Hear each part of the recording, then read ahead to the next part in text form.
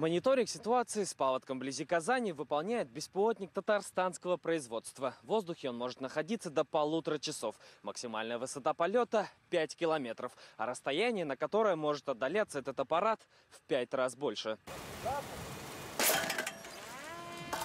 Контрольный круг вокруг точки старта и вперед по маршруту. Под угрозой паводка населенные пункты Русское Барнашево и Куралово. Только в последнем 46 домов и более сотни жителей. Мониторинг с воздуха скорее вынужденная мера. Пешком до паводковой зоны сейчас не добраться. Скопление льда, заторы, это поваленные деревья, кустарники.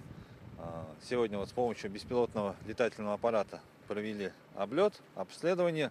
Такое внимание к Куралово не случайно. В 2011-м здесь уже был паводок. Тогда затопило 40 домов. Начало прохождения паводка уже у нас прогнозируется с первой декады апреля. Но, как вы видите, плюсовая погода у нас повлияла на подтопленные участки. Глубина промерзания река Сулица более 60 сантиметров, то есть глубина промерзания у нас составляет до дна. Уже завтра вдоль реки и на самой Сулинке начнутся работы по уборке поваленных деревьев и кустарников. 2017 не должен повторить судьбу 6-летней давности. Салават Мухаммадуллин, Алексей Алексеев, ТНВ, Верхнеуслонский район.